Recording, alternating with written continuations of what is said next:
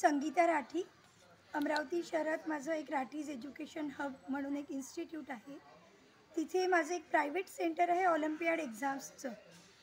तर अमरावतीकरांना हे माहिती होतं, पण खेड्यापाड्यात ही सोय ही गावांच्या शाळांमध्ये पण पोचावी म्हणून मोहोड मॅडम माझ्या संपर्कात आले आणि त्यांनी म्हटलं की ही सुविधा आमच्या खेड्यापर्यंत पोहोचवू शकाल का.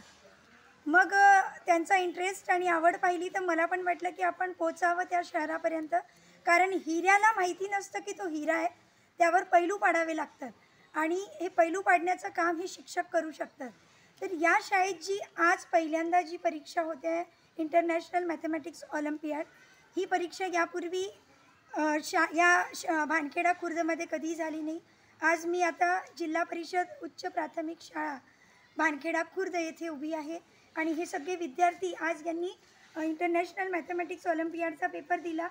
नक्कीच या मुलांना पेपर कठीण वाटला असेल, पण पुढे पेपर देता देता जशी तलवारीला धार लागते तशी ही पण तलवार ही छान धाराची तलवार होईल आणि हे मुलं कुठेतरी मोठे अधिकारी होतील. पण यासाठी कॉम्पिटिटिव्ह एक्झाम्सला पुढे येण्यासाठी OMR आन्सर शीट काय असते, या परीक्षा काय असतात याची पूर्ण जाणीव या मुलांना कशी करून द्यायची, हे पूर्ण बेसिक नॉलेज इथल्या शिक्षकांनी, प्राचार्यांनी सगळ्यांनी खूप मेहनत केलेली आहे. आणि इथले जवळजवळ 65 विद्यार्थी परीक्षेला बसलेले आहेत. अशा खूप विविध परीक्षा होतात. Science olympiad, English olympiad, logical reasoning, Hindi olympiad, drawing olympiad, पुष्कळशा परीक्षा होतात.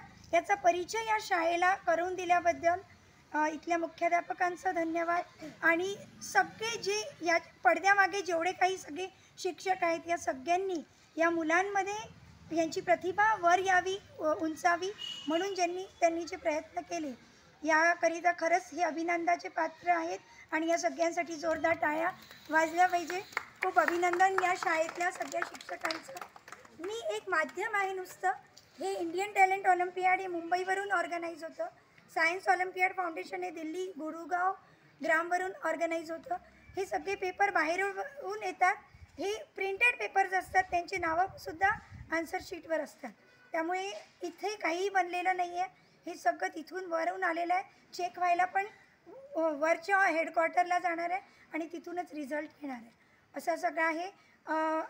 रिझल्ट येण्यापूर्वीच शुभेच्छा देते सगळ्यांना की मुलांना कुठेतरी छान छान मेडल्स आणि स्कॉलरशिपचे पैसे नक्की मिळावे. आणि अजूनही काही माझ्याकडून शाळेकरिता जे काही होऊ शकेल मी पुढे नक्कीच प्रयत्न करेन. धन्यवाद.